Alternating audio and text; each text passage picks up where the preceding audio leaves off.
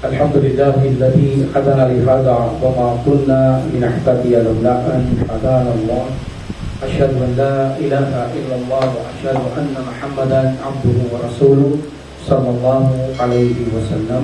السلام عليكم ورحمة الله تعالى وبركاته. So, nung nakaraan ay naipakita natin na si Uthman ibn Affan radiyallahu an ang siyang naging khalifa o pangatlong khalifa ng pananampalatayang Islam sa panahon ng Propeta Muhammad sallallahu alaihi wasallam. So, marami ang hindi agree sa kanya, yaong mga napupuot, nagagalit sa mga sahaba tulad ng mga Shia o the Rafidi. Ang ipinipilit o iginigiit nilang dapat mamuno ay si Ali ibn Abi Talib radiyallahu an. So, as gaya nagsabi natin, ay patutunayan natin ngayon, insyaAllah, na si Uthman ibn Affan radiyallahu an ay siyang qualified na maging katlong khalifa. Pumikap tayo ng isang ay sa Quran, then mula sa mga hadith ng Prophet sallallahu alaihi wasallam, then mula sa mga scholar o mga sahaba at mga scholar sa panahon nila, until na sa panahon ng mga pagkalipas nila, ay tignan natin ang kanilang mga ebidensya na kung saan si Uthman ibn Affan radiyallahu an ang siyang qualified na mamuno after ni Umar ibn Khattab radiyallahu an. Sa panahon nila, nakita natin na walang mananampalataya na nagkaroon ng duda sa kanya, sa kanyang pagkakalipa, maliban lamang yaong mga napupuot at nagagalit sa mga sahaba, gaya ng sabi natin ang mga Shi'i. So siya ay naging kalifa, alam natin ang lahat ay agree, at walang hindi agree iban na si Ali radiyallahu an. Alam natin siya ang pangalawang nagbigay ng pledge pagkatapos ni sino ba yung nauna? Abdurrahman ibn Auf. So siya ang pangalawa after ni Abdurrahman ibn Auf radiyallahu anhuma. Now, in this situation, nagbigay pa sila ng pamumuna ang mga Shia tungkol sa tatlong khalifa na sila ay hindi qualified. Nagpalabas sila ng mga iba-ibang mga salita na ginamit nila na hindi dapat pansinin ng mga Ahlus Sunnah wal Jama'ah, sapagkat ang kanilang mga inilabas na salita o paninira sa tatlong naging unang khalifa radiyallahu anhu ay pawang walang mga katotohanan. Kaya kung ano man ang mabasa nyo patungkol sa mga sahaba, patungkol sa kanila, mula sa kanila, huwag nyo itong pansinin sapagkat katotohanan, wala itong ebidensya at pawang mga kasinungalingan lamang. Napatunayan natin, isa sa mga fruit mula sa Quran, kung nagampanan ba ni Uthman ibn Affan radiyallahu an ang isang mensahe na ito ng Allah subhanahu wa ta'ala na siya'y nagpapadala sa bawat pagkatapos ng mamuno na makatarungan at makagampanan ng pagkatakot kay Allah subhanahu wa ta'ala. Ito'y nangyari, of course, kay Prophet sallallahu alaihi wasallam, nangyari after ni Prophet sallallahu alaihi wasallam kay Abu Bakar. Natupad nila ang ayang ito at ni Umar ibn Khattab radiyallahu anhuma. But what about Uthman? Ito ang aya ng Allah subhanahu wa ta'ala. A'udhu billahi minasyaitanir rajim. Bismillahirrahmanirrahim. Wa'adallahu alladhina amanu minkum wa 'amilus salihati la yastakhlifannahum fil ardi kama istakhlafa alladhina min qablihim wa la yumakkinna lahum dinahum alladhi artada lahum wa la yubaddilannahum min ba'di khawfihim amna ya'budunani la tushrikuna fi syai'a wa man kafara ba'da dhalika fa ulaika humul fasiqun.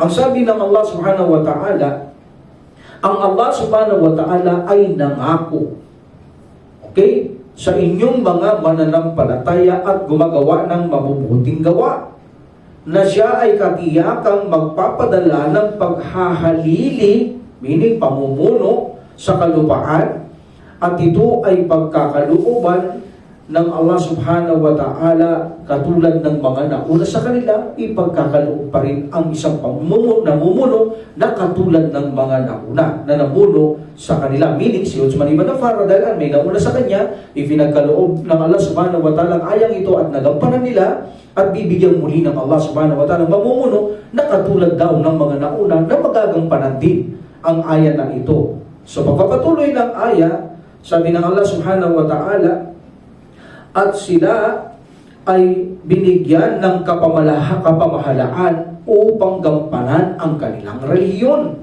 At piniling reliyon to, alam natin, ang Islam, at katiyakan sila na ihahalili para sa kanilang mga pangamba ay seguridad. Meaning kung ang pangamba ng mga tao, o meaning yung maaaring magkaroon na ng mga turmo, kaguluhan like that, ay pinalit ng Allah kung ano ang kanilang maaaring maging pangamba dahil sa bagong pinuno, binigyan niya sila ng kahalili na ang pangamba na nangyayari sa tao. Siyempre, pag may bagong pinuno, nangangamba ka kung magagampanan niya ang kanyang papel o ano ang magiging resulta, ang magiging masama. So sabi na Allah subhanahu wa ta'ala, at katiyakan, siya ay bibigyan kahalili ang mga naunang namuno ng bagong pamumuno na sa kanilang pangamba ang kapalit ay seguridad. Okay? Sa panahon, bago ipagpatuloy, sa panahon ni Uthman ibn Affan radhiyallahu anhu, nagampanan niya ang seguridad sa umma. Even na gusto siyang patayin, hindi niya ginawa na sila ay saktan. Even na si Umar bin Khattab, Abu Bakar radhiyallahu anhum, nagampanan nila, alam natin. Also, Uthman ibn Affan radhiyallahu anhu, nagampanan niya rin yung aya na ito, na kung saan bilang pagpapatuloy, sasambahin niya lamang ang Allah at hindi siya magbibigay ng katambal sa akin, ngunit ang pagsino man ang hindi manampalataya pagkatapos nito, sabi ng Allah subhanahu wa ta'ala, siya ay mapaghimagsik. So meaning ipagpapatuloy ko si Uthman ibn Affan radhiyallahu anhu, nagampanan niya rin itong ayat to. So pangako ng Allah subhanahu wa ta'ala na bibigyan sila na pagkatapos ng mga naunang namuno ng isa pang mamumuno na katulad ng mga nauna sa kanila. At si Uthman ibn Affan radhiyallahu anhu ay naging katulad ng dalawa, because alam natin sa nakaraan, sabi ni Abdurrahman ibn Auf radhiyallahu anhu, sabi niya, Ya Ali, mapapangako mo bang susunod ka sa Quran? Di ba kinamayan siya sa loob ng masjid? At sa susunod na sugo, at masusunod mong gawa ni Abu Bakar at Umar ibn Khattab radhiyallahu anhuma. Ano sabi ni Ali radhiyallahu anhu? Sabi niya, hindi. Gagawin ko lang yung abot ng aking makakaya. Nililipat niyang kamay niya kay Uthman. Tapos di ba sinabi niya, ikaw Uthman, sabi niya, magagawa mo bang ipangako na masusunod mong sundan Quran at gawa ni Abu Bakar at Umar bin Khattab radhiyallahu anhuma? Sabi niya, yes. Di ba? So meaning, iyon ang ipinalit ng Allah subhanahu wa ta'ala. Sabi niya, magagampanan niya. Nangangako siyang tutuparin niya. Si Ali, hindi niya sinabi yun. Sabi niya, gagawin ko lang sa abot ng aking makakaya. That's why, yung qualified na lumilitaw dito ay si Uthman ibn Affan radhiyallahu anhu, dahil dito ang mahalaga sa aya, padadalang ko kayo ng mga kahalili katulad ng mga nauna sa inyo. That's why si Uthman ibn Affan radhiyallahu anhu, ginampanan niya nung siya'y panahon na siya ay khalifa, kaya ang ayang ito ay in-apply din sa kanya during his caliphate. Meaning, ginawa niyang mabuti ang kanyang pamumuno, naging makatarungan din siya noon. Bagay sa limbaan, tinupad niya ang tulad na ginagawa nila Umar at Abu Bakar radhiyallahu anhuma. Ipinag-utos niya ang sala, pinag-utos niyang pagbabayad ng zakat, ipinag-utos niyang mabuti, ipinagbawal niya ang masama. So ang aya na ito ay nag-i-indicate o nagpapahiwatig na qualified si Uthman ibn Affan radhiyallahu anhu sa kanyang pagkakalipa kapalit ni Umar ibn Khattab radhiyallahu anhu. So that is it from Quran. Dumako tayo sa Sunnah. Hadith ng Prophet sallallahu alaihi wasallam, napakalinaw na siya ang susunod na khalifa. Inulaan na yan ng Prophet sallallahu alaihi wasallam. Pero bago natin dakuan yan, puntahan natin ang isang prediction ng Prophet sallallahu alaihi wasallam na siya ang mamumuno. Okay? Tingnan natin. Ang Prophet sallallahu alaihi wasallam, pumasok siya sa isang hardin, halamanan. Okay? At ito ay mayroong gate. Mayroon itong gate. So dito, si Abu Musa, kasama ng Prophet Muhammad sallallahu alaihi wasallam, mayroon isang tao, sabi niya, na dumating. Meaning, kumakatok o tumatawag, nagsasala. Umihingi ng permiso na makapasok. And then sabi ng Prophet sallallahu alaihi wasallam, okay, papasukin mo siya. Abu Musa, papasukin mo siya. At sabihin mo sa papasok na yan ang magandang balita, ang paraiso. Allahu Akbar. That is a prediction. Ang tibano, bigay mo na ang magandang balita. Ang papasok na yan, bigay mo magandang balita, sa kanya ang paraiso. And then, binuksan ito ni Abu Musa, radiyallahu an, pagbukas niya si Abu Bakar. So sabi niya, pasok ka, pinapapasok ka ng sugo ng Allah, subhanahu wa ta'ala. At sinabi niya, ibigay ko raw ang magandang balita sa iyo, na ikaw ay papasok sa paraiso. Allahu Akbar. Diba? Allahu Akbar, alhamdulillah.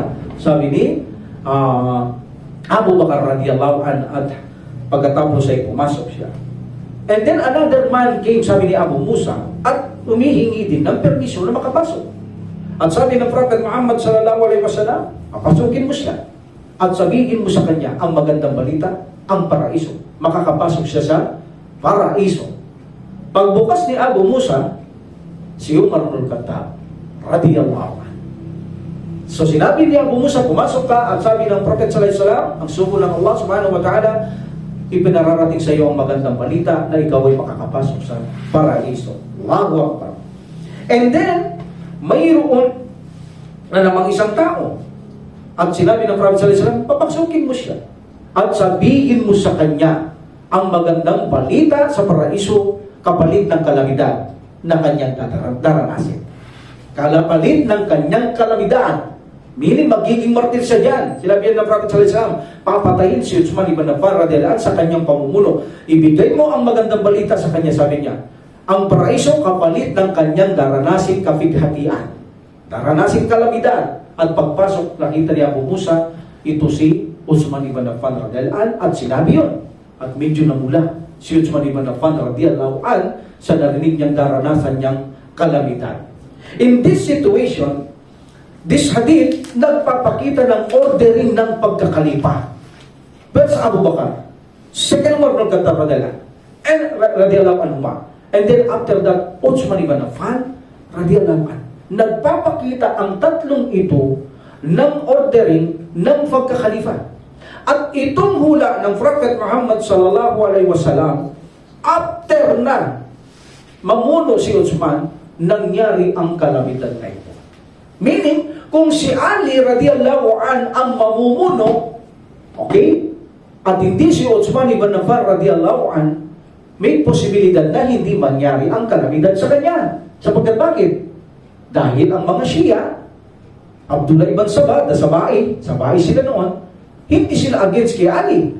So walang mangyayaring ganon. That's why hindi matutupad itong sinabi ng Prophet sallallahu alaihi wasallam. So para matupad ito, kailangan mainggit ang mga Shia, mainggit sila Abdullah ibn Sabah, kailangan mainggit sila. Mauna si Uthman bago si Ali. Dahil kung nauna si Ali, hindi magaganap ang inggit. Kaya mauuna muna dapat si Uthman ibn Affan radhiyallahu anhu before Ali radhiyallahu anhu para mainggit sila. Dahil si Ali hindi na napili, si Uthman para maganap ang turmoil, ang kaguluhan. That's why ito ang arrangement ng pagkakalifa na si Uthman ibn Affan ang qualified after ni Abu Bakar, Umar ibn Khattab at pagkatapos si Uthman. So that's why sinulahan na ng Prophet sallallahu alaihi wasallam na si Uthman ibn Affan radhiyallahu anhu ang siyang mamumuno pagkatapos ni Umar ibn Khattab radhiyallahu anhu. Another hadith from Abu Abdullah al-Hakim radhiyallahu anhu, ang isnad dito mula kay Abu Hurairah. Okay? Sabi ni Abu Hurairah radhiyallahu anhu, narinig ko ang mensahero ng Allah subhanahu wa ta'ala. Ang sabi niya, may magaganap na kaguluhan. Okay? At tunggalihan. Kaguluhan, tunggalihan, turmoil and conflict. Sabi ng Prophet sallallahu alaihi wasallam. And then, sabi nila, O Rasulullah, anong ipag-uutos mo sa amin kung yan ay lilitaw, ang kaguluhan at tunggalihan? Sabi niya, manatili kayo sa isang taong matapat, mapagkakatiwalaan na sahaba. So tinanong siya, Ya Rasulullah, maraming matapat at ang mga sahaba mo, sila mapagkakatiwalaan. Sino siya? and then itinuro niya si Uthman ibn Affan radiyallahu anhu. Sa hadith na ito, nagpapakita rin na magaganap ang tunggalihan, magaganap ang gulo, kailangan si Uthman ibn Affan radiyallahu anhu ang magkalifa. Dahil kung hindi siya, walang tunggalihan. Dahil agree ang mga Muslim kay Ali din, agree rin ang siya sa mga kay Ali radiyallahu anhu. Asan ang tunggalihan? Hindi magaganap itong sitwasyon na ito. So hindi magaganap ang sinabi ng Prophet sallallahu alaihi wasallam. That's why naganap ito immediately nang siya ay mamuno pagkatapos ni Umar bin Khattab radiyallahu anhu, naganap ito. That's why alam na ng Prophet sallallahu alaihi wasallam na susunod na mamumuno si Uthman ibn Affan radiyallahu anhu. And this is one of the evidence na kung saan one of the miracles na alam ng Propeta Muhammad sallallahu alaihi wasallam na si Uthman ibn Affan radiyallahu anhu ay dadanas ng kalamitan. Papatayin siya. Meaning, magkakaroon ng kaguluhan, tunggalihan. Talaga nagkaroon ng katunggalihan, makakarating dahil dito kung anong tunggalihan na ginawa nila sa pagitan ni Uthman at mga kaaway ni Uthman radiyallahu anhu. Alhamdulillah. So this is one of the miracle. Bakit alam ng Prophet sallallahu alaihi wasallam na mangyayari ito? Why? Because tumatanggap siya ng wahi o revelation kay Allah subhanahu wa ta'ala. Alhamdulillah. So in this situation, nangyari ang turmoil at tunggalihan o conflict sa panahon ni Prophet sallallahu alaihi wasallam at ang mga tao ay nanatili sa kanya. Even na sinasabing, bakit hindi ka lumalaban? Hindi ba tayo lalaban sa mga taong yan? Sabi niya, hindi. Ipinag-utos ng sugo ng Allah na may sinabi siya, inutusan ako ng sugo ng Allah na sundin ko siya. Meaning, hindi ako lalaban. So in this situation, ang mga tao nagkaroon ng tunggalihang kaguluhan, nanatili sila kay Uthman ibn Affan radiyallahu anhu. Dahil sinabi ng Prophet sallallahu alaihi wasallam, kapag nangyari ang gulo, tunggalihan, manatili kayo sa isang tao mapagkakatiwalaan at pagkatapos tinuro niya si Uthman ibn Affan, meaning mapagkakatiwalaan sa reliyon, hindi siya niligo sa reliyon, mapagkakatiwalaan siya, matapat siya, alhamdulillah. So sila ay nanatili kay Uthman ibn Affan radiyallahu anhu sapagkat alam nilang si Uthman ibn Affan radiyallahu anhu ay mananatili sa katotohanan at katapatan sa kanyang reliyon. Another hadith, Abu Isa, okay, goes back to Aisha, ang Islam. Aisha radiyallahu anha. So minsan, sinabi ng Prophet Muhammad sallallahu alaihi wasallam, Ya Uthman, inna la'allallaha yakum misuka. And then, yakum misuka kamisa. Fa in araduka ala qal'ihi fala taqla'hu lahu. O Uthman, ang Allah ay magbibigay sa iyo ng kasuotan. At ito ay nanaisin nila na ipahubad sa iyo. Ubarin mo ang iyong suot. Huwag mo itong huhubarin. Sabi ng Prophet Muhammad sallallahu alaihi wasallam. Very clear. Itutuwid na lang natin kung anong ibig sabihin ng Prophet sallallahu alaihi wasallam. But this is very clear na si Uthman ang mamumuno. Sabi niya, ang ibig sabihin nito, O Uthman, ang Allah subhanahu wa ta'ala ay magbibigay sa iyo ng pamumuno bilang isang khalifa. At nanaisin nilang tanggalin ka. Huwag kang aalis. Yan ang bilin ng Prophet sallallahu alaihi wasallam. Ibig sabihin, David dito, nasuot, pamumuno ito. Pipilitin pahubad. Meaning, tatanggalin siya, pipilitin. Malis siya sa pwesto. Sabi ng Prophet sallallahu alaihi wasallam, huwag mong huhubarin. Meaning, huwag kang aalis.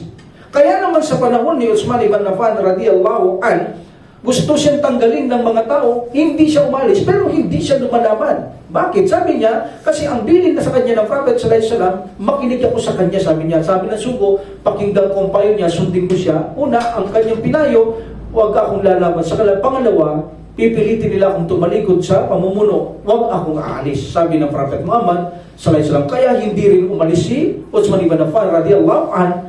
Actually, kung makamundo lang, ang gusto ng Uthman ibn Affan, aalis siya. Bakit? Ba't lalagay niya sa bingit ng kamatayan o alanganin ng kanyang buhay kung makamundo lamang? Inakusahan din itong makamundo.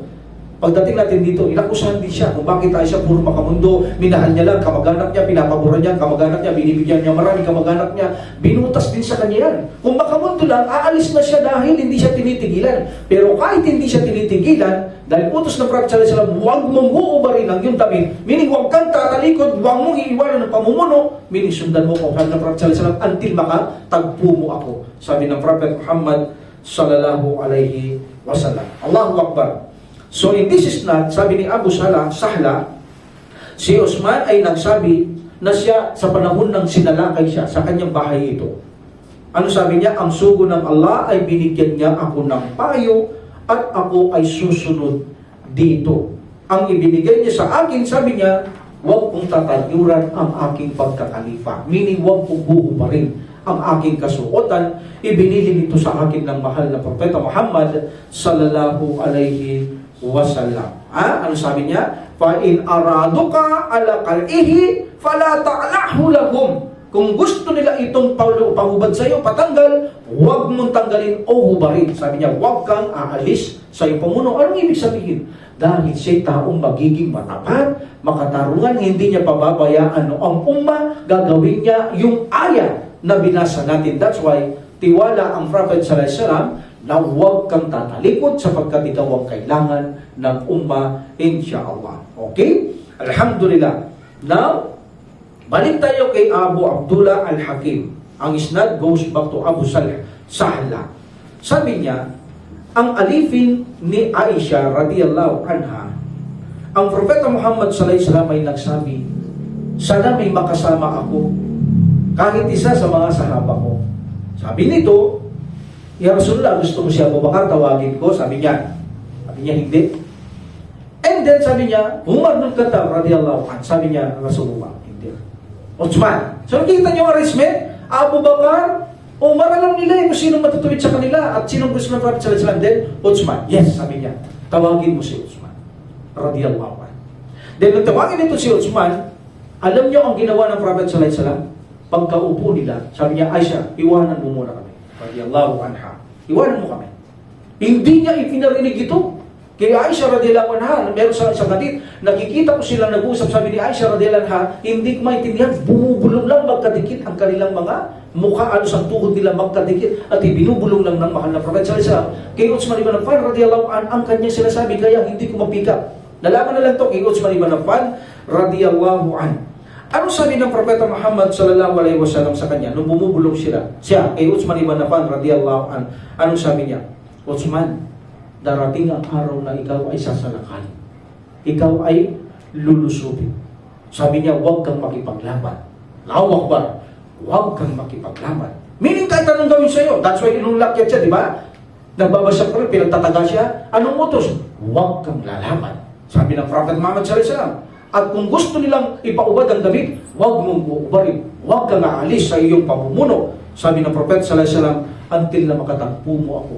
Sabi ng Propeta Muhammad sallallahu alaihi wasallam sa kanya. At pangako ni Uthman radhiyallahu anhu, alam natin sa mga nagdaan mga lectures natin, masunurin siya kay Propeta Muhammad sallallahu alaihi wasallam. Ano man ang iutos ng Propeta sallallahu alaihi wasallam, alam naman natin hindi mag-utos siya ng masama. Ano man ang iutos ng Propeta Muhammad sallallahu alaihi wasallam sa kanya, sumusunod siya. Dito na mula pa siya nakita ni Aisha radhiyallahu anha, biglang nagbago ang kanyang kutis, biglang namula. Of course, natural fear. Meron tayong natural fear. Hindi inaasad na mangyayari sa kanya yung siya ay sasalakay, lulusubin upang siya ay patayin. Pag nangyari yun, sabi ng Prophet sallallahu alaihi wasallam, huwag kang lalaban at huwag kang aalis sa iyong pamumuno. That's why, hinihikayat siya ng mga tao, bakit hindi niya parusahan to? O kaya, labanan ng mga taong ito, karapatan niya namang ipagtanggol ang reliyon, ang kanyang sarili. Bakit hindi? Inahakayat, lalo si Abu Hurairah. Sabi niya, kay Abu Hurairah radiyallahu anhu, sabi niya, hindi.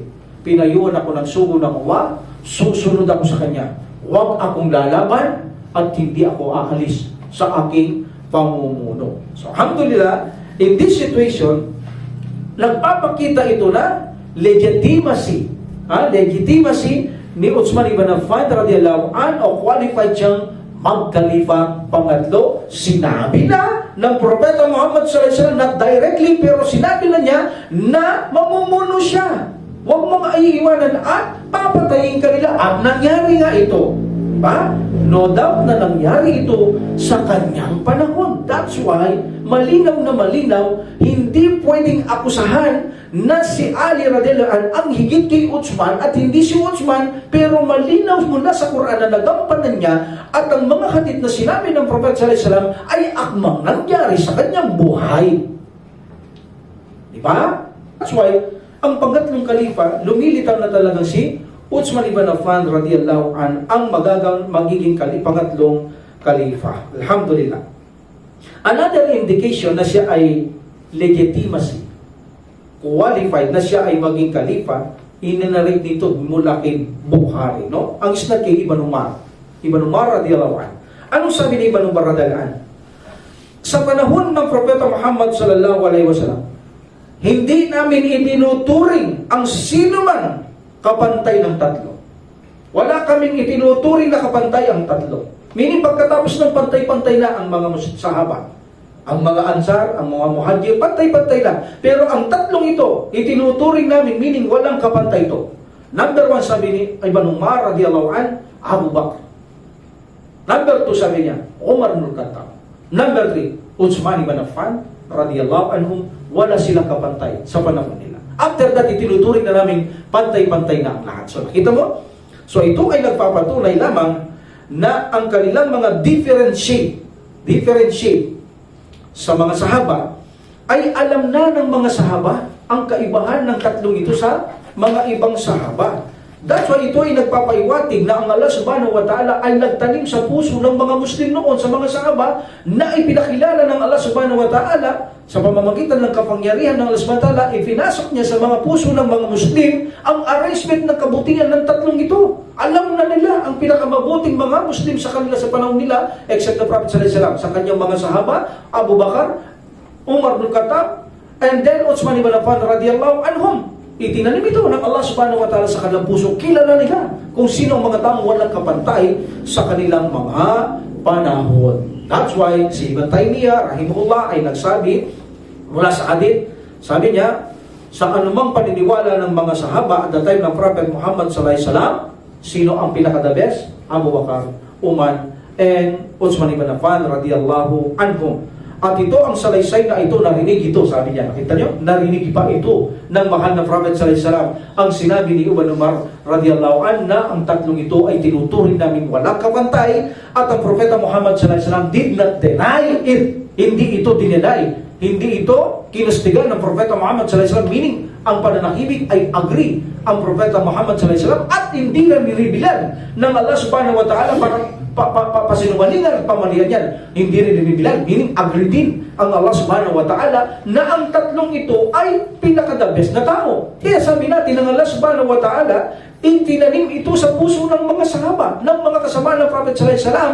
That's why walang revelasyon na bumaba sa kanila o kapag kontra o hindi pagsang-ayon mula kay Allah at kay Prophet Muhammad sallallahu alaihi wasallam. That's why sabi ni Ibn Taymiyyah rahimahullah, narinig ito ng Prophet sallallahu alaihi wasallam, but he did not deny it. Even na revelasyon walang tumating para pamalian ang bagay na ito. Alhamdulillah. Alam naman natin, sabi ng Prophet sallallahu alaihi wasallam, ang Allah subhanahu wa ta'ala, pagkalis ko, gagabayan ang aking mga kasamahan. Kaya naman, ginagabayan niya ang kanyang mga alipin. Alhamdulillah. So in this situation, sa panahon sabi ni Ibn Taymiyyah rahimahullah, walang hindi sumang-ayon kay Uthman ibn Affan radiyallahu an na siya ay hindi maging kalifa. Actually, ang lahat ay nagbigay ng pledge sa kanya kay Uthman ibn Affan radiyallahu an, at walang kasaysayan ni isa ang tumanggi o umayaw. Tulad na sinasabi ng Shia, hindi na siya ng mga Hashimite, hindi na siya si Ali. Ito ay walang mga katotohanan at pawang mga sinungalingan, sapagkat ang authentic, ang pangalawang nagbigay ng pledge ay si Ali radiyallahu anhu pagkatapos ni Abdurrahman ibn Auf radiyallahu anhu. Now, go to the consensus after the hadith. Punta tayo sa consensus ng mga companions ng Prophet sallallahu alaihi wasallam, the ijma. Okay? At yung mga pagkatapos ng mga sahaba. So dito, sabi ni, tulad ng ating paniniwala, Ahlus Sunnah wal Jama'ah, they are all agree. Lahat ng Ahlus Sunnah wal Jama'ah. Even that in their time, the Prophet sallallahu alaihi wasallam, buhay pa siya, Ahlus Sunnah wal Jama'ah, kanyang tagasunod, up to now. Ang paniniwala natin, si Uthman ibn Affan radiyallahu anhu ay qualified at agree. Lahat ng Muslim. Even na ngayon, lahat ng Ahlus Sunnah wal Jama'ah, walang kumukontra kahit na isa sa pagkakalifa ni Uthman ibn Affan radiyallahu anhu. The most qualified of the people to be caliph after Umar, after Abu Bakar radiyallahu anhu, ay si Uthman ibn Affan radiyallahu anhu. Walang tumutol, walang hindi sumang-ayon.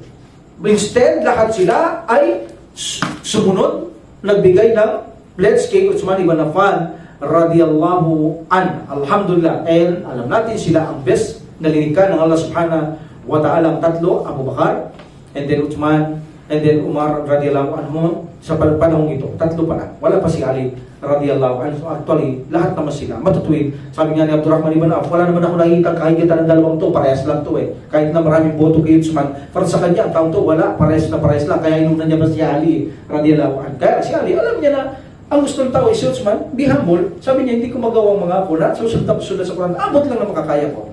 At meron din siyang be humility. Hindi niya pinangunahan sarili niya, magagampanan niya, tao lang siya, so naniniyak din sa kanyang sarili. Safety lang, for the sake. But alam nito, si Uthman ang dapat mamuno. Dahil alam niya, sinabi na ito na ni Abdurrahman ibn Auf sa kanya na pinili siya ng mga tao. No? Alhamdulillah, sabi nga, hindi makamundong Muslim na, for the sake of Ummah and para sa Allah subhanahu wa ta'ala. The report from Ibn Abi Shaybah, ang isnad goes back to Arith ibn Mudarrib. Sabi, ako ay nagsagawa ng Hajj during the panahon ni Umar bin Khattab radhiyallahu anhu, kalipa siya. Sabi niya ni Umar, kanino mapapasa ang pamumuno pagkatapos. So sabi ng mga tao, dahil sila gusto na si Uthman, sabi ng mga tao, ya Amir Mu'minin, si Uthman. Si Uthman, si Umar bin Khattab radhiyallahu anhu, alam niya na kung sino papalit eh. Hindi niya lang ginawa talaga yung i-direct siya. May kaiba niyo sa kanya. Si Prophet sallallahu alaihi wasallam, indirect na gusto niya si Abu Bakar. Si Abu Bakar, talagang direkta niya gusto si Umar. Pagdating sa kanya, wala siyang pinarinig sa mga tao, kahit pagparandam o inapoint niya, wala. Pero alam niya, ang gusto ng mga tao ay si Uthman ibn Affan radhiyallahu anhu. Dahil sa kanyang pag-ahans, tinanong niya ng mga tao, sino palagay niyo ang susunod pagkatapos ko? Sabi nila, ang mga tao ay nagsabi, ya Amir Mu'minin, si Uthman ang kasunod mo mamumuno. Alhamdulillah. Abu Naim al-Asbahani, isinalisa ito with isnad from Hudayfa radhiyallahu anhu. Sabi niya, ako'y nakatayo kasama ko si Umar, sabi niya, at ang aking tuhod at tuhod niya radhiyallahu anhu ay magkadikit. Okay? Ay magkadikit. At siya nagsabi, sino ang palagay mo na maa-appoint? Sino sa palagay mo maa-appoint? This time, iyong pinili na ni Abu Umar bin Khattab radiyallahu anhu. What do you think? Sabi niya, what do you think the people will appoint? Sino palagay mo ang na-appoint ng mga tao? Sabi niya. Ano sabi niya? The people have already decided. Ang mga tao, nag-decide na dyan, Amir Mu'minin. Tapos na, decide na nila yan. Sino ang gusto nila? Ibn Affan. Uthman ibn Affan, sabi niya, radiyallahu anhu. So, alam na ni Umar, radiyallahu anhu, kung sino ang gusto ng mga tao. Al-Hafiz ad-Dhahabi, isinalaysay niya na si Sharik ibn Abdullah al-Qadi said, ang Propeta Muhammad sallallahu alaihi wasallam ay namatay at ang mga Muslim inappoint nila si Abu Bakar, ang kanyang kapalit. And then, alam natin, walang ibang magaling kay Abu Bakar radiyallahu anhu. Alam natin yan at napatunayan sa panahon niya. Kung may magaling kay Abu Bakar, sabi niya, at hindi yun ang ginawang pinuno, nililang tayo ng mga sahaba. Nilinlang tayo ng mga sahaba. Pero hindi nila ginawa yun dahil alam nila, pinakamagaling sa kanila si Abu Bakar dahil hindi nila gusto ang nililang.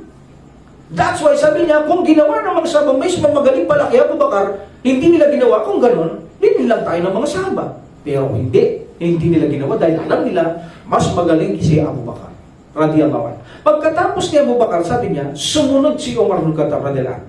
Kung may magaling kay Umar na hindi nila inapoint, pagkatapos ni Abu Bakar, dinilang tayo ng mga sahaba.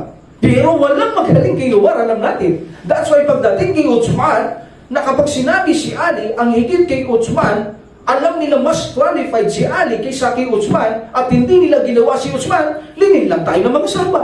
Hindi. Alam nila ang pinakamagaling pagkatapos ni Umar bin Khattab radhiyallahu anhu, si Uthman ibn Affan radhiyallahu anhu. Hindi nila trabaho ang manlilang. That's why even Ali radhiyallahu anhu, nag-sacrifice siya. Hindi siya ang dapat mamuno, kundi si Uthman. Kaya binitawan niyang kamay, pinasa ni Abdurrahman ibn Auf radhiyallahu anhu kay Uthman ibn Affan radhiyallahu anhu ang kanyang kamay. Alam ni Ali radhiyallahu anhu, hindi pa kamundong bagay, hindi personal na interest ang kailangan nila. Ang kailangan nila, yung the best na taong makatutupad para sa Allah at para sa kanyang nasasakupan. At alam din niya, si Uthman din yun, hindi siya. That's why mismo siya, hindi niya kung magagampanan niyang sumunod sa Quran at Sunnah. Pero actually, kung titingnan natin, kaya niyang gampanan yun. Pero bakit niya inatas yun? Because alam niya, si Uthman ang gusto ng tao at alam niya, si Uthman ay magaling para sa kanya bilang bulletin. But they are equal, sabi nga ni Abdurrahman ibn Auf, radiyallahu an. Allahu Akbar. So meaning, kung ginawa ng mga sahaba na sila hindi the best at gumawa sila yung the best na hindi pinuno, yung hindi the best ang ginawang pinuno, lumilitaw na lang tayo ng mga sahaba. Pero kailanman ay ang mga sahaba, alam natin, maging sa batayan para sa kay Allah subhanahu wa ta'ala, hindi nila ugali nagkakalulu at nanlilinlang at wala sa kanilang panimanman at puso ang pagkakaroon ng kamag-anakan, ito malapit sa akin, ito tutulungan ko ito dapat mamuno. Wala sa kanila yan. Even na kamag-anak, tatay, even na kapatid, pagdating sa Allah subhanahu wa ta'ala, kahit na ito ay mga tatay, kapatid, kamag-anak na hindi Muslim, for the sake of Allah, nakahanda nilang patayin yan. Para sa Allah, para sa kanilang mga kapatid sa pananampalataya. Kung ito ay turingan na makamundong bagay, ay hindi nila gagalawin ang kanilang mga kamag-anak. At hindi rin gagawin ng Prophet sallallahu alaihi wasallam na iuna niya ang kanyang mga kamag-anak pagdating sa digmaan, pagdating sa mga mayroong sitwasyon na masisiyalan, inuuna niya ang kanyang mga kamag-anak. Kung por favor lamang, kung kamag-anak, hindi ko sila pasasamahin. Itatabi ko sila para hindi sila masaktan at padadala ko sa expedition o sa pagkikipagdigmaan, yung hindi ko kamag-anak, kapatid ko lang sa pananampalataya. At pinakita natin si Uthman ibn Affan radhiyallahu, ginaya niya ang Prophet sallallahu alaihi wasallam. Gumawa siya ng mga namumuno sa digmaan, yung kanyang mga malalapit na dugo sa kanya, mga kamag-anak niya.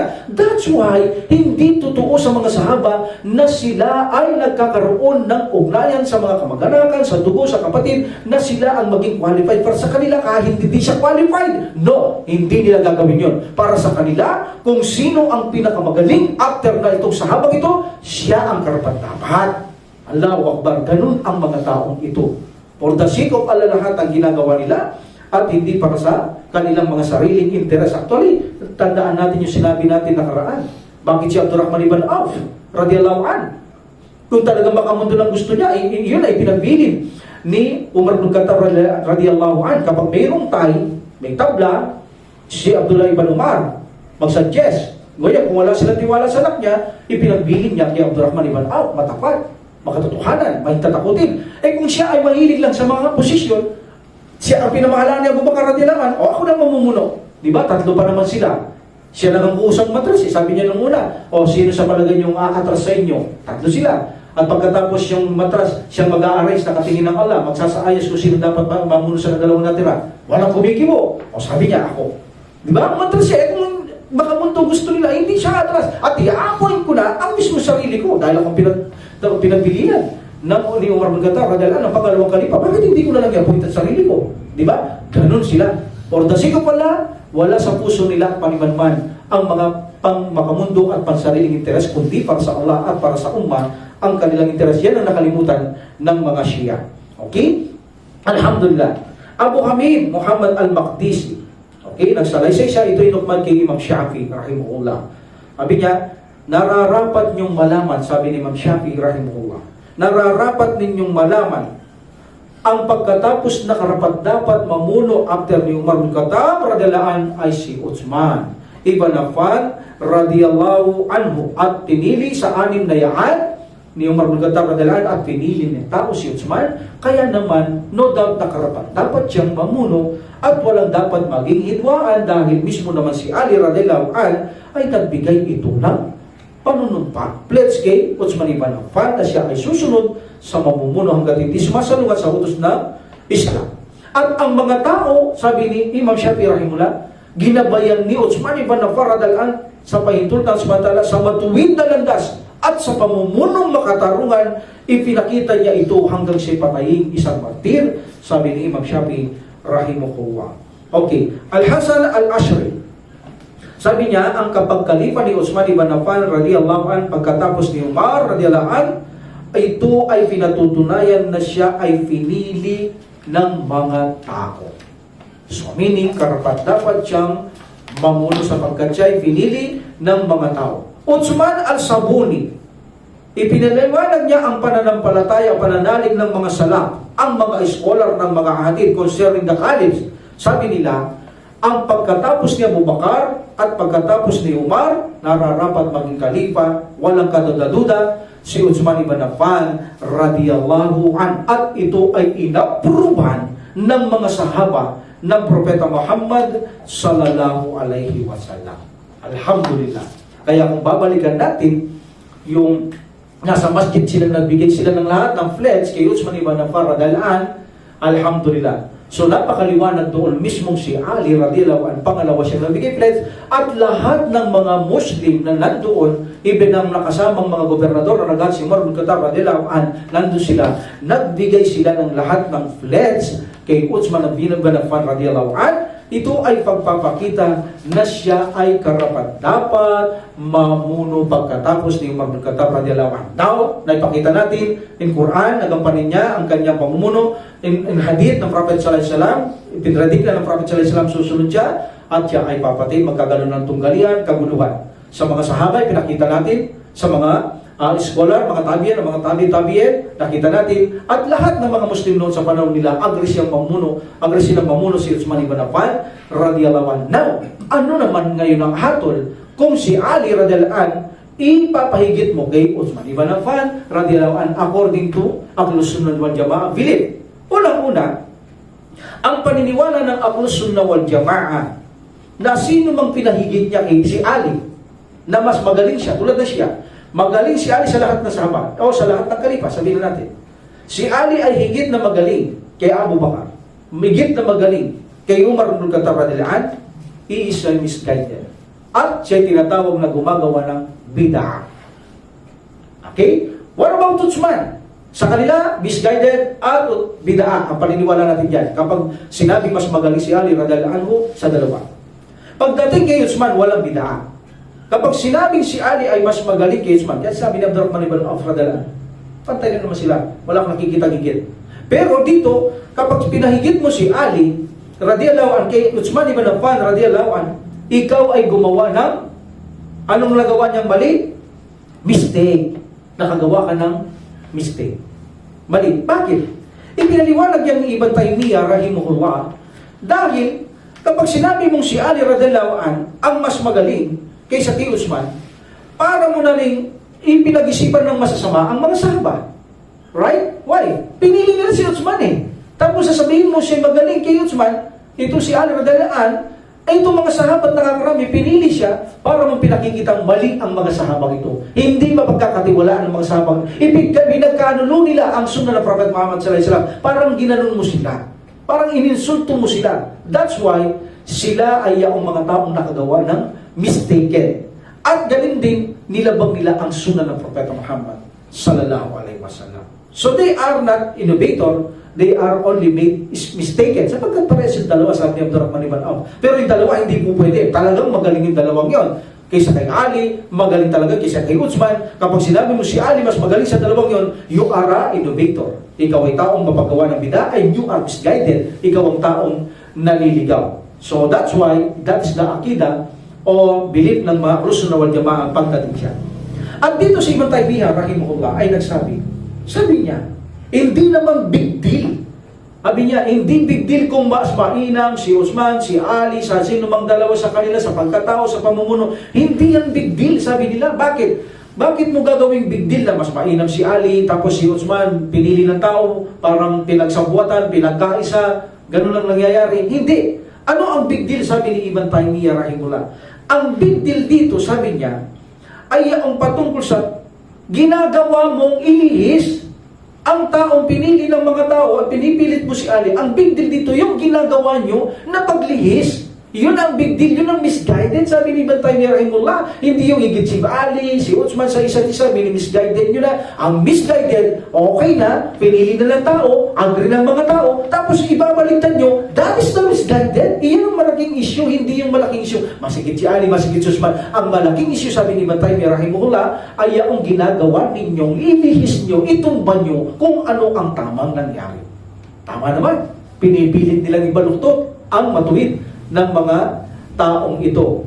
Alhamdulillah. So in this situation, si Uthman ibn Affan radiyallahu anhu lumilitaw, ito ay rulings ito, preferring Ali over Uthman ibn Affan radiyallahu anhu, kapag ito ay mas magaling pa kay Abu Bakar Umar bin Khattab radhiyallahu anhu, anong hatol?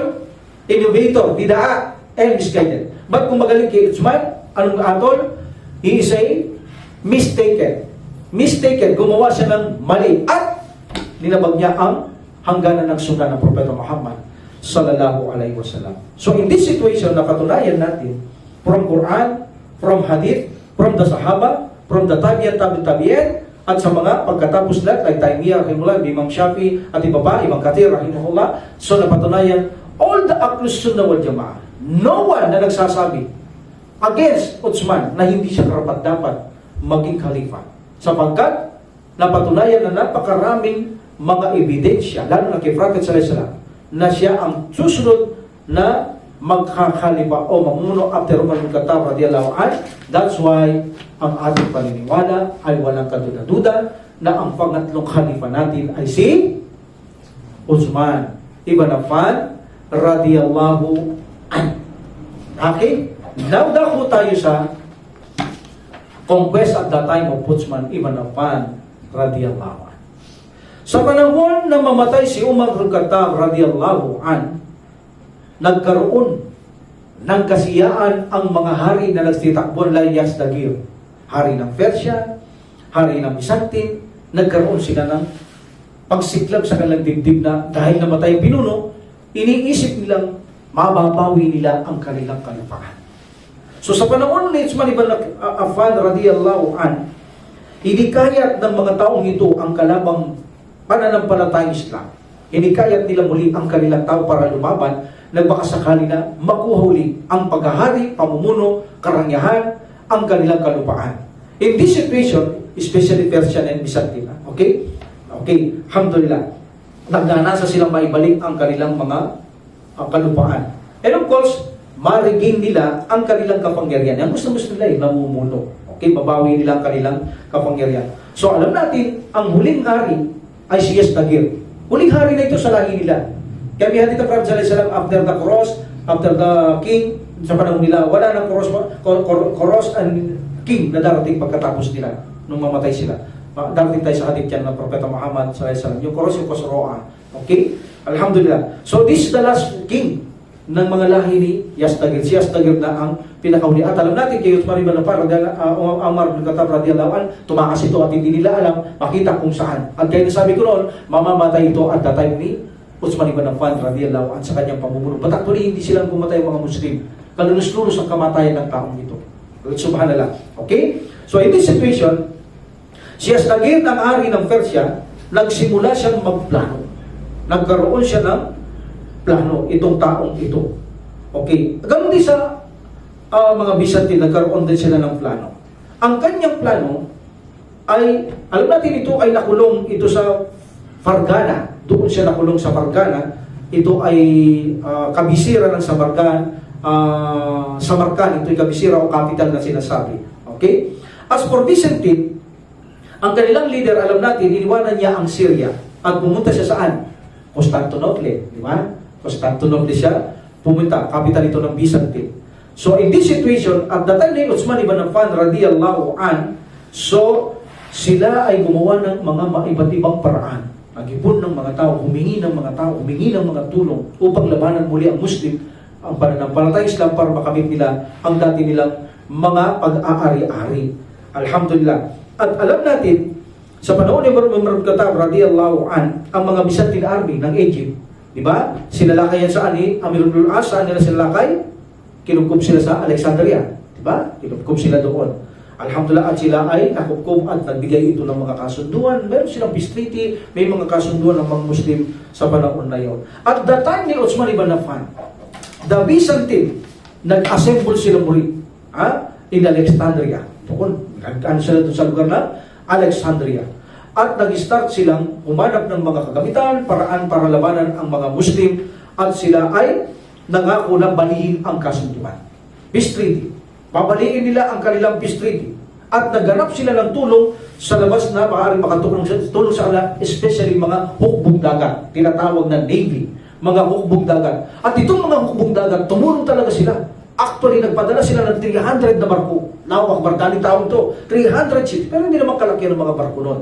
300 ship. Puno ito ng kagamitan, Hindi naman lahat tao. May mga ilang tao, tapos minamali yung barko, may mga gamit, at mga tao. Ibibigay na tulong sa mga Byzantine laban sa mga kamusliman. At ang ginawang strategy dito ni Uthman ibn Affan radhiyallahu anhu, dahil alam niyang sumiklab na naman muli ang mga ito, mga namumunong ito, especially ang Byzantine at saka sa Persia, pamumuno ni Yazdegerd. So ginawa ni Uthman ibn Affan radhiyallahu anhu, ito sinasabi ko, ginampanan niya tulad ng ginagampanan ng dalawang unang mga khalifa. Ang ginawa niya, kailangan niyang mapasuko muli ang mga Persian at mga Byzantine dahil babali sila sa kanilang mga kasundukan. Number 2, ang ginawa niya, ipagpapatuloy niya ang jihad para makonquest niya ito, malupig niya ito, ang mga kabilang lupa. Sasakupin niya yun. Para ang pagtulong sa kanila na mga naghihimagsik muli ay nakaharang na ang mga Muslim. Walang pwedeng pumasok na tumulong sa kanila. Meaning hindi sila darami. Kung anumang weapons sa dumating sa kanila, wala nang weapons masasabat. Ginawa niya ito na para dalaan, pinasakop ang mga lugar para gwardyado ng mga Muslim. Alhamdulillah. Number 3, nagtatag siya ng mga base. Yan, may mga bantay na siya ngayon. Nagtatag siya ng mga maliliit na pangkat na kung saan mga kawal ito, na kung saan nasa labas ng mga himpilan. At pagkatapos naglagay din siya ng mga hukbong dagat. Para pag mayroong tatulong ng hukbong dagat, yung mga hukbong dagat ang lalabot sa mga to para tumulong sa mga Persian o Byzantine. Allahu Akbar. At pagkatapos ng ako si Uthman, ilalabas niya pagkatapos ang pakikipagdigma, meaning i-extend niya kung saan nanggaling si Umar bin Khattab, natapos siya ay ilalabas niya muli, meaning magpapalaganan pa siya ng pananakop like sa Africa, papasukan niya na rin ang Africa at iba pang mga lugar. Alhamdulillah. So in this time, ang mga kawal ni Uthman ibn Affan, ang kanilang mga kampo o kwartel na tinatawag kwartel ng mga hukbo o barracks ay na kung saan ay nasa kabisera na kung saan ito ay mga kabiserang pangunahing mga kabisera na kung saan sa kampo ng Iraq. Kampo ng Iraq, kung saan sa Kufa. Okay? Kufa at Basra. At ganoon din, sa kampo ng Iraq. Okay? Alhamdulillah. Saan? Kampo ng Iraq, kung saan sa Kufa and Basra. At kampo ng Syria, kung saan Damascus. Matapos ang mga alam natin sa Damascus, matapos ang buong Syria na malupig sa Syria, sa pamumuno nito ni Muawiyah ibn Abi Sufyan radhiyallahu anhu. So, alam natin ang kampo ng mga tao ay nagkaroon din ng peace treaty doon sa Syria, kay Muawiyah sa panahon yun, lapit peace treaty. Okay? Alhamdulillah. So, ang kampo naman ng Egypt, kung saan nakasentro ito sa Pustat. Lahat ng kampong ito ay naka-establish, nakatatag, protektado ito ng Islamic State. Protektado ito ng Islamic Estado, Estadong Islamiko, upang matiyak ang pagpapatuloy na pananakop ng pananampalataya Islam at upang matiyak na walang makakatulong sa mga kaaway. Alhamdulillah. Now, we go to conquest of people of Kufa. Okay? So dito, ang mga tao sa Kufa, kung saan ang kanilang mga nating outpost ay sa Arai at Azerbaijan, kung saan mayroon silang 10,000 fighters. 10,000 fighters. Okay? Ang nakatalaga kung saan sa Azerbaijan 6,000. Ang nakatalaga sa Arai 4,000. At dito sa lugar na ito, ang mga standing army sa Kufa, they are 40,000. In the time na na-conquest ito at may peace treaty, ang 40,000 lumalaban ito 10,000 a year. So within 4 years, ang 40,000 lumalaban ito. But in the time ni Uthman ibn Affan radhiyallahu anhu, nang palitan niya ang gobernador doon at ipinalit niya si Al-Walid ibn Uqba radhiyallahu anhu as a gobernador of Kufa, the people of Azerbaijan, sumira na sila. Sumutol na sa kanilang mga peace treaty. Meaning, bumali sila. Hindi na sila susunod. Nagrebelde na. Ipinakita na ang pagrebelde. Lalaban na sila. In this situation, nalaban ito ni Al-Walid ibn Uqba radhiyallahu anhu. Okay? Ang kasunduan nila noon, ang gobernador nila doon, si Hudayfa ibn al-Yaman. So, pinapalit ni Uthman ibn Affan, ang pinalit niya si Al-Walid ibn Uqba. So, nalaman ito ni Al-Walid ibn Uqba. So, pinarating niya ito kay Uthman ibn Affan radhiyallahu anhu, at nag-utos si Uthman ibn Affan radhiyallahu anhu na ito ay salakayin. Ito ay salakayin. So, si Al-Walid, nag-utos siya na isang commander na mauna sa kanya si Salman ibn Rabi al-Bahili. Siya ang nauna at pagkatapos susunod si Al-Walid kasama ng kanyang mga tao. Dito ang mga tao sa Azerbaijan, hindi sila nakipaglaban. Takot na naman nila. Tinatapunan silang takot ng Al-Sabantala hanggang gusto na maging magsig. Pagdating na lang to, actually paaway, sabi lang, hindi kami lalaban. Umatras sila. Pero in this situation, hindi lang isang beses sumisira ito. Paulit-ulit silang sumisira. In this situation, sabi nila, okay, hindi kami lalaban, makikipag-peace na lang ulit kung anong napagkasundo namin kay Alyaman. Okay? Ganun na lang gawin natin kay Hudayba. Kung anong napagkasunduan, makikipagkasundo kami sa inyo. Alhamdulillah. So in this situation, nag-utos muli si Walid. Tinanggap niya kanila submission. At nag-utos si Walid sa mga surrounding area nito, ng lugar na ito, na salakay. Salakay. At pinagsasalakay talaga ng mga Muslim, lalo na si Abdullah ibn Sabit al-Ahmasi with 4,000 troops para sa mga tao na kung saan sa Maukan at Balbar al-Taylasan, sinakop niya ito at maraming kayamanan, buti ang nakuha nila at mga bilanggo at ang mga iba ay nakatakas, ay pinabayaan na makatakas at ang iba naman ay pumayag na peace treaty. But the people of Azerbaijan, meaning hindi lang ito isang beses sumira, paulit-ulit yan sumisira. Alhamdulillah. Noong si Al-As'ad ibn Qais naman, ang gobernador sa Azerbaijan, sumulat siya kay Walid ibn Uqba. Okay? Sumulat siya kay saan to? Azerbaijan din. Nagrebelde muli ito. Minsan nagrebelde muli. Ito si Al-As'ad ibn Qais, ang gobernador ng Azerbaijan, sumulat siya kay Al-Walid ibn Uqba. At dito ay nagpadala ng reinforcement o dagdag kawal itong si Al-Walid from Kufa para kay Al-As'ad. So pagdating doon ng mga Muslim, inabol nila ang mga rebelding ito, ang mga sumira sa kasunduan at na-defeat nila. At humingi na naman na peace treaty. So paulit-ulit silang humihingi ng peace treaty. But si Al-As'ad, dahil sa ginagawa nila, nangangamba siya, binigyan ito ng mga gwardya.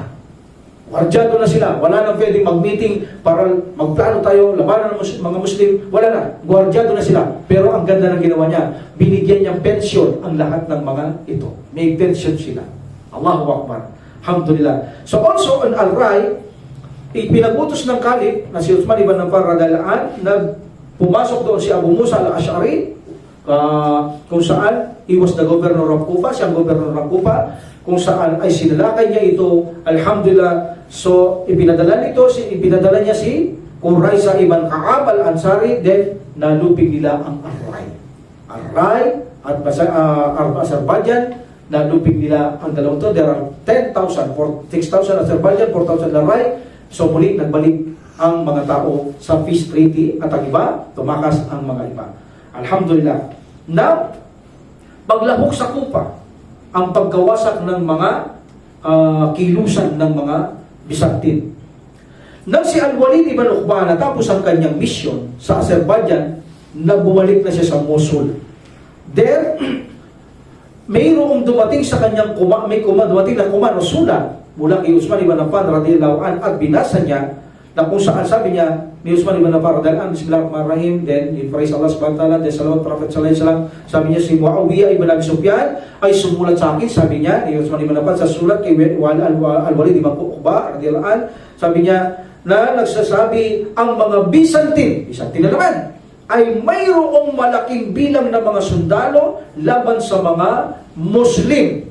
Laban sa mga Muslim, sabi niya. So nararapat niyong tulungan ang inyong kapatid doon. Kung saan mo nabasa ang aking sulat na ito, ipag-utos mga sa tao, magpadala ka doon hanggang 10,000 na makakasama ni Muawiyah radhiyallahu anhu. So tumayo si Al-Walid, and then sa harapan ng kanyang mga tao, at siya ay nag-glorify kay Allah at nagsalawat kay Prophet sallallahu alaihi wasallam at nagsabi sa mga tao, tayo ay binigyan gantimpala o tagumpay ng Allah subhanahu wa ta'ala, tayo mga Muslim sa direksyon ng silangan at kanluran, ibinigay sa atin na makonquer natin ang kanilang mga kalupaan at ibinalik sa atin ng Allah subhanahu wa ta'ala ang lahat ng ating mga pangangailangan, mga buti, mga reward sa Allah subhanahu wa ta'ala. Purihin ang Allah subhanahu wa ta'ala, Panginoon ng santilakpan. Now, ang Amir Mu'minin ay sumulat sa akin, alhamdulillah, na sinasabi niya na magpadala ako ng hanggang 10,000 na makakasama ni Muawiyah radhiyallahu anhu. Alhamdulillah. So in this situation,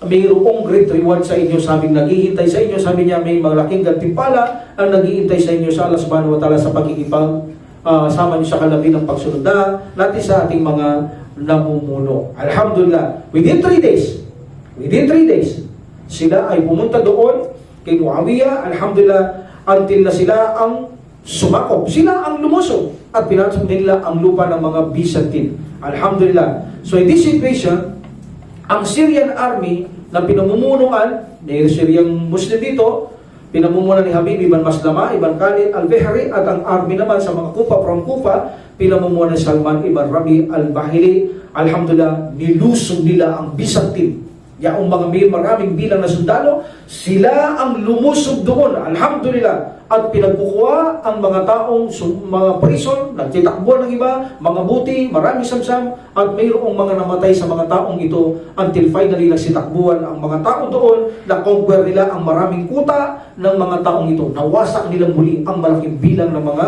sundalong ito. Alhamdulillah. So in this situation, muli balik sa kanila ang mga kasunduan, peace treaty sa mga taong ito. Alhamdulillah. Now, ang pagtakas ni Yazdagir, ang kamatayan ni Yazdagir, dako tayo dito. Alhamdulillah. Itong si Yazdagir, nang marinig niya si Umar bin Khattab radiyallahu anhu, namatay. Naging masaya siya. Doon sa lugar na hindi alam kung saan napunta. Okay? But finally, nalaman din kung nasa lugar siya napunta because of this situation. Okay? So nagkaroon siya ng pagpaplano. Nag-ipon siya muli ng mga tao. Yung kanyang mga kasamaan na dati pinaalaman, nagpunta sa kanya at nagplano silang lumabas sa mga Muslim. Nang si Ibn Amir ay dumating sa Basra, then nagpunta siya sa Persia at na-conquer niya ito. At dito nalaman niya si Yazdagir, ang mga tao niya nagpaplano na lumabas sa Muslim, sinalakay ito ni Ibn Amir. And then na-conquer niya ito. Ang ginawa ni Yazdagir, tumakas na naman. Wala nang ginagawa ito, kundi tumatakbo ng tumatakbo. Ha? Okay, so tumakas siya at pinahabol siya ni Ibn Amir. So pinadala niya si Majasi Ibn Mas'ud al-Sulami after him. Pagkatapos niyang tumakbo, pinadala niya ito, pinahabol niya itong si Yazdagir at kanyang mga ibang kasamaan. So nahuli nila ang mga kasamaan ni Yazdagir. Pero si Yazdagir ay nakatakas ito ng tuluyan. Alhamdulillah. So si Yazdagir ay nakatakas ito mula sa Khorasan na naman. Alhamdulillah. So iba't ibang pagtakas ang ginagawa ni Yazdagir. Kanina, Wajus, pinahabol siya, and then nahabol yung mga kanyang kasamang mga tumakas, and then nang malubig ang kanyang mga kasamaan, tumakas na naman siya from Khorasan. Okay, saan kaya siya pumunta? Tumakas na naman siya. Kasama niya na lang dito, kanyang asawa na lamang. Wala na siyang bodyguard. Almost sumuko na, almost tinawanan na siya, almost nakamatay na. Okay? So there is a different opinion sa pagkamatay ni Yazdagir. Makikita niyo kanyang kamatayan, kalulus-lulus ang binigay ng Allah subhanahu wa ta'ala. Actually, hindi mga Muslim ang pumatay sa kanya. Tingnan natin, dalawa ang report. Okay? There's a different opinion sa kanyang pagkamatay. Itong pagtakas niya dito sa mga Muslim, si Yazdagir, ito ay Ibn Ishaq, ang nag-narrate dito si Ibn Ishaq. Si Yazdagir ay tumakas from Karman, sabi niya. From Karman. Okay?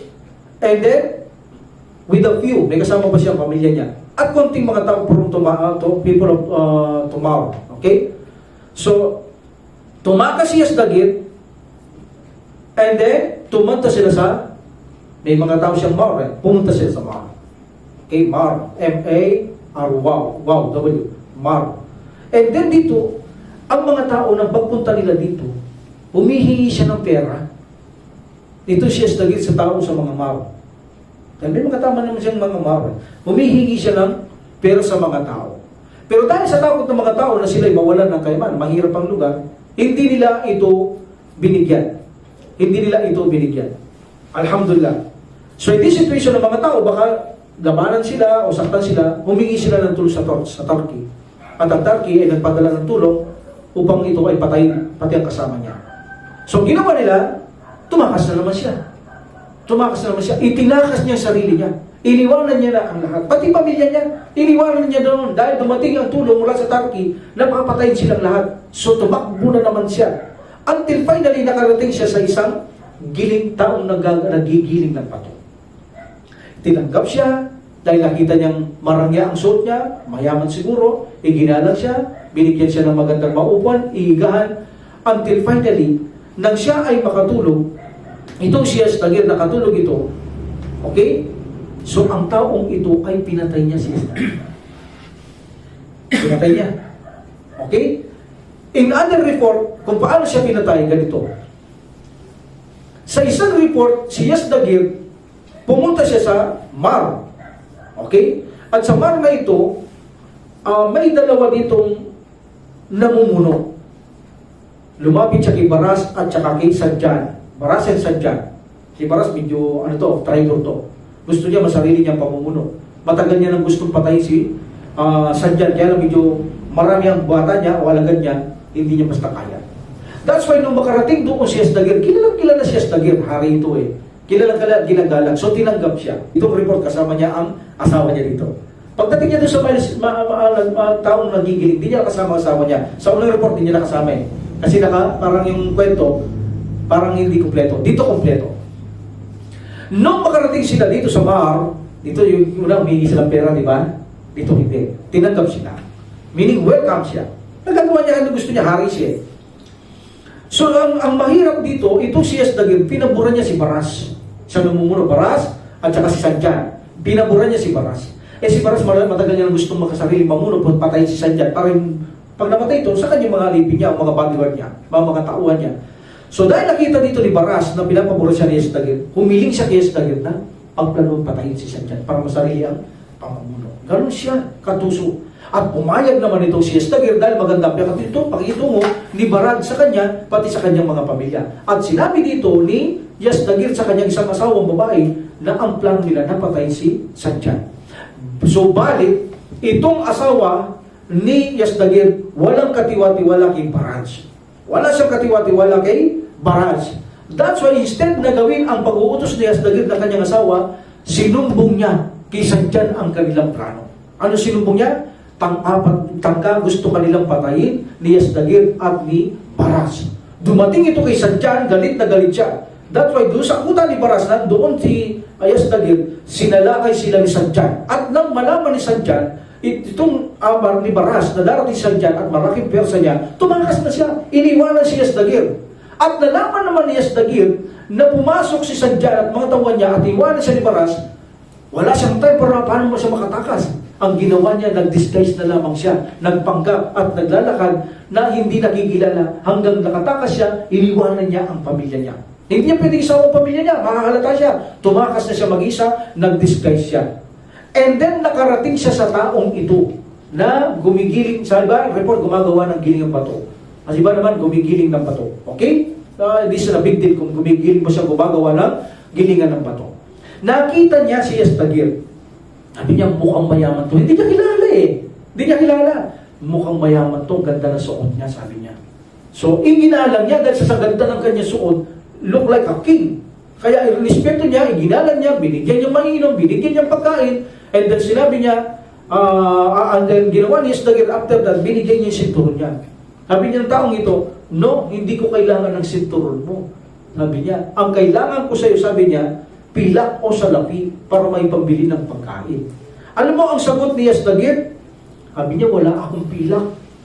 So parang napikon itong taong ito. Parang napikon siya, parang ang yabang ng taong ito, ang hambog ng taong ito, ang ganda ng suot, wala mang palang salapi. Kanino kaya? Ang yabang. So ang ginawa ng taong ito dahil sa sobrang galit niya, wala siyang isang pilak na ibigay sa tao pagkatapos niyang paglingkuran ito. Pinabayaan niyang matulog itong si Yasdagir. Nang mamatay nang matulog na si Yasdagir, kinuha niya ang kanyang palakol, pinalakol niya ang kanyang ulo. Allahu Akbar. Pinalakol ang ulo ni Yasdagir. At pagkatapos noon, para hindi makita o maalata o malaman na siya pumatay, biniyak niya ang kanyang tiyan ni Yasdagir. Biniyak ang tiyan ni Yasdagir. Basag ang ulo sa palakol at biniyak niya ang tiyan. Pagkatapos kumuha siya ng mga sangang kahoy, ipinasok sa kanyang tiyan. At ibinalot para hindi siya lumutang. Itatapon niya sa ilog. Itong si Yasdagir. Ganun namatay si Yasdagir. Hindi Muslim ang pumatay sa kanya. Isang taong napikon dahil sa kanyang kahambugan at kayabangan.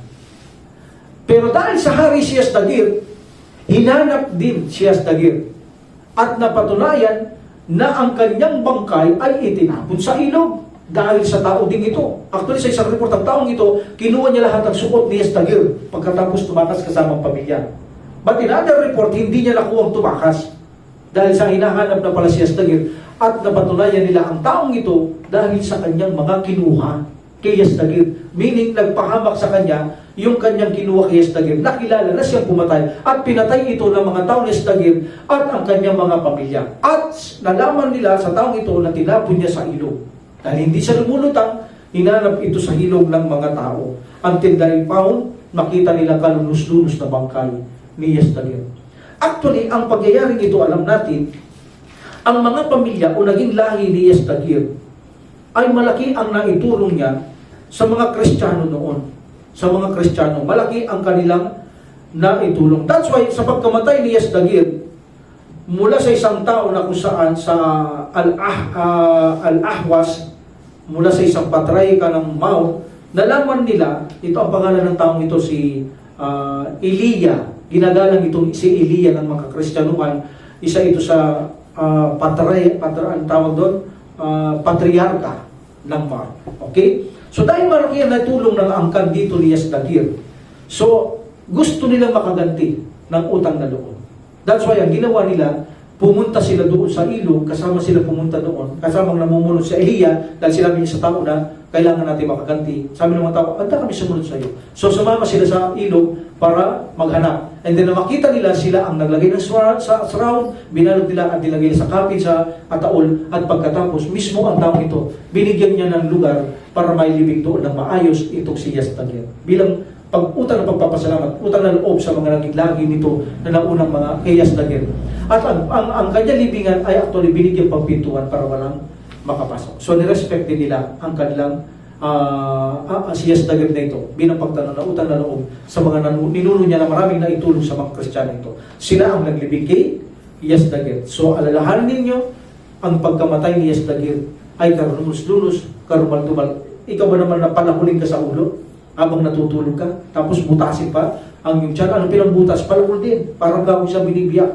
Then pinagpapasok yung tangkay ng kahoy para mabigatan siya at ibinalot para dinubutang. Subhanallah. So ganoon ang pagkamatay ni Yasdagir. At si Yasdagir, namuno ito for 20 years. 4 years walang digmaan sa kanya. 20 years. 4 years walang digmaan. 16 years siyang nakikipagdigmaan. At wala siyang ginawa sa digmaan na yan sa mga Muslim, kundi takbo rito, takbo doon, takbo rito, takbo doon. Can you imagine? Sa paintulot ng Subhanahu wa ta'ala, hindi man ang Muslim ang makakapatay sa kanya. Isang kalagim-lagim at kalunos-lunos ang kamatayan pala na naghihintay sa kanya. Sa isang tao lamang na nanahimik sa isang lugar na kung saan nakisilong siya dahil tumakas siya, yun pala ang tatapos at kikitil ng kanyang buhay by the will of Allah. At ang pagkamatay niya ay tiyak na kalunos-lunos ang kanyang kamatayan, no? So now we will stop here. Continue natin ang mga ilang pagdigmaan sa panahon ni Uthman ibn Affan bago tayo pumunta kung saan kung saan pagtagkang pagpatay, kung anong mga dahilan dito, bakit siya gustong patayin, malalaman din natin ang lahat na ito, insyaAllah. Wa akhiru da'wati alhamdulillahi rabbil alamin wa salatu wa salamu ala rasulillah. Subhanaka Allahumma wa bihamdika asyhadu an la ilaha illa anta astaghfiruka wa atubu ilaik. Assalamualaikum warahmatullahi taala wabarakatuh. Waalaikumsalam. Allahu